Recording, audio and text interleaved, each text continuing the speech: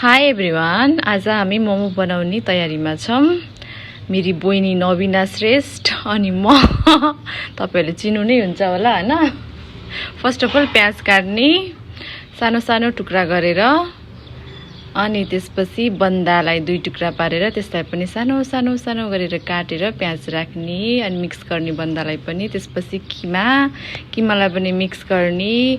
त्यसपछि स्वाद अनुसारको के भन्छ होला मोमो मसला।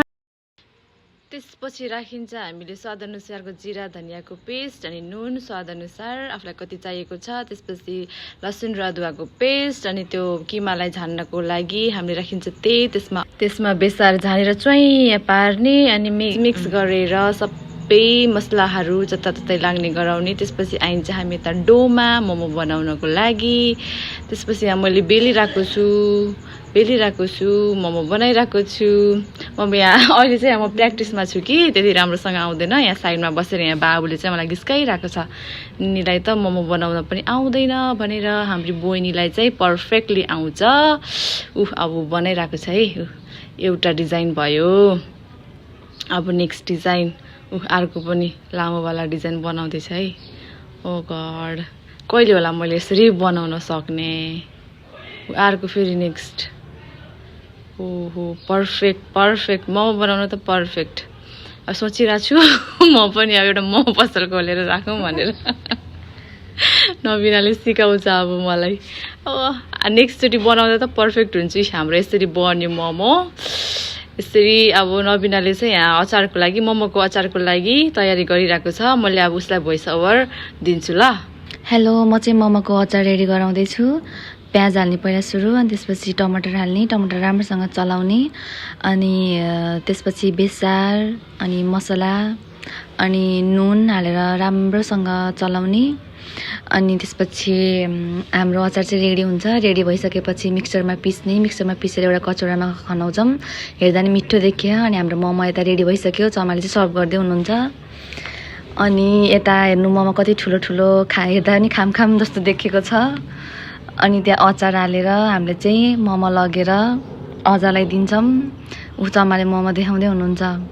अजाले चाहिँ मोमो खाएर एकदमै मिठो भयो, मलाई नि मोमो बनाउन सिकाइदेऊ भन्दै हुनुहुन्छ अजाले। हाम्रो तारिफ गर्दै हुनुहुन्छ अजाले मिठो भयो भनेर। ल अब उता जाम है त हाम्रो कम्पिटिसन हेर्नको लागि कसले जित्छ। प्लेटमा चाहिँ कति 10वटा छ है। 10वटा मोमो 2 मिनेटमा सक्ने होइन, 2 मिनेटमा नसक्ने। जसले पहिला छिटो भ्याउँछ त्यसले चाहिँ पैसा पाउने। मिनेटहरू मोबाइलमा देखाइरहनुपर्छ नि त। यसो गर्ने। यो पैसा कति छ यहाँ? 500 कति छ है यहाँ? त्यो पैसा हातले खानु पाउँछ, चम्चीले खानु पाउँछ है। रिल्याक्स पारेर खानु पर्यो, हाततिर खाने होइन। जसले फर्स्ट भ्याउँछ, जसले छिटो भ्याउँछ खाएर भ्याएर मुख गर्ने। अनि त्यसपछि पुरै चपाएर खानुपर्छ है फेरि। अब कसले खान्छ त्यो त आफ्नो पुरै चपाएर खानुपर्छ। पढिनु ल, यहाँ चयाएर खाएँ सबै। ल हात ल, रेडी 1 2 3 गो।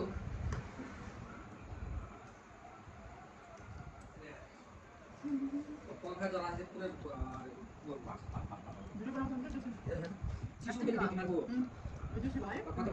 अस्ति बनायो भन्दा यो त पुरै एउटा सिंह हाल्यो त मुखमा। बहुत हात पनि सकेछ।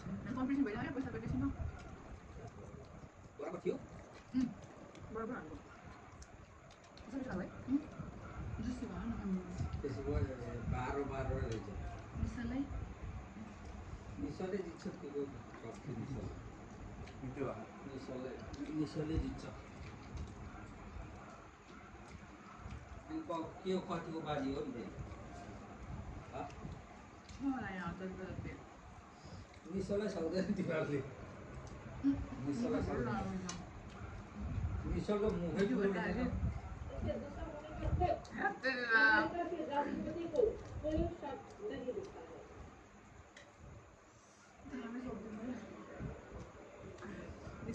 मेरो त खाने नर्दिन्छ के। निसले पुरा सुरु 20-25 वटा खाइदिन्थ्यो। अच्छा, म पछि खाने भन्दाखेरि भन्थ्यो।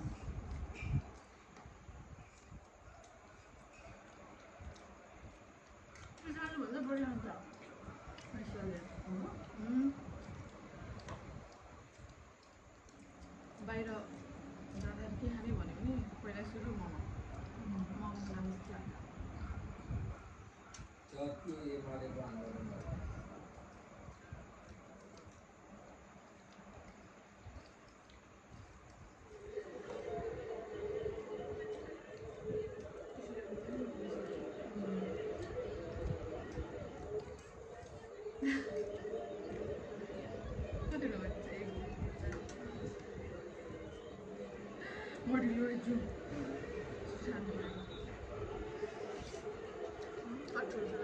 Longka.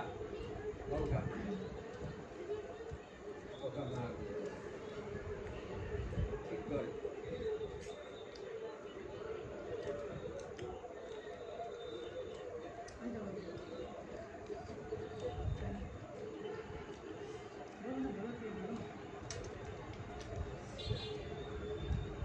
गाडी मार्दिन्छ कि मेरो कस्तो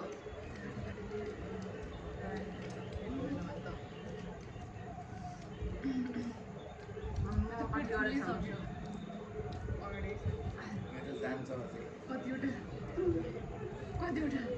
जान्छ 10वटा अझ 10वटा जान्छ यी खाना गाह्रो भइरहेछ हामीलाई निसम्म 10वटा जान्छ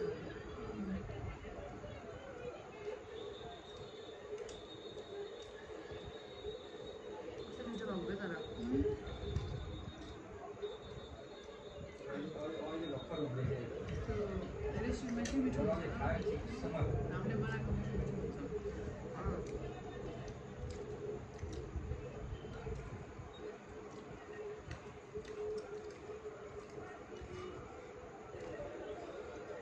बैठक पनि साह्रै लाग्छ टमाटर लास्ट 10 डाल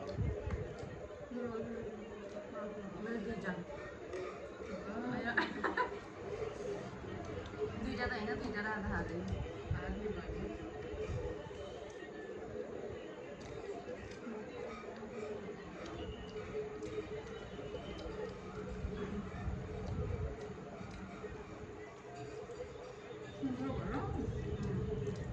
त्यो एकैचोटि खानु सक्दैन क्या त्यो पनि हुँदा मलाई आधा आधा खानु क्या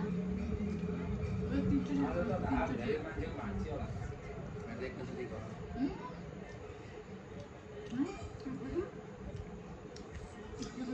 मैले दुईचोटि मेरो चाहिँ सानो सानो यो डल्लो चाहिँ दुईचोटि लामो लामो चाहिँ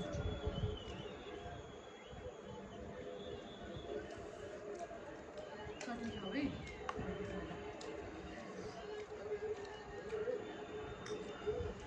अझै अलिकति पिरो भएको है यस्तै है दामी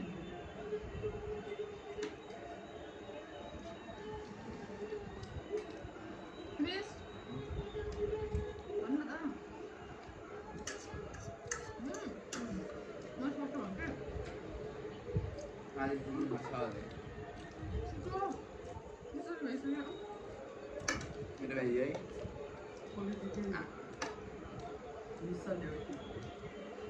पैसा सोरिहाल है मेरो भ्याइयो यतिले मेरो त 3 बाटो यतिले गर्न बाबुले भ्यायो फर्स्टमा खै पैसाले मलाई खोजे जस्तो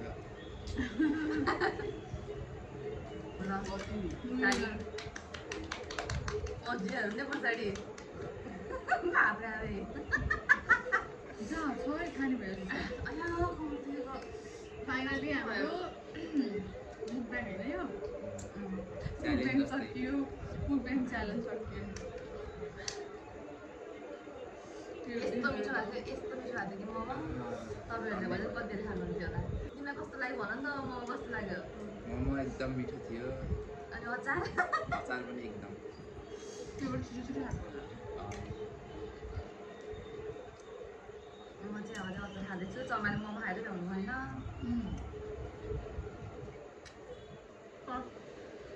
अझै पछाडि भात खानुहुन्छ अझै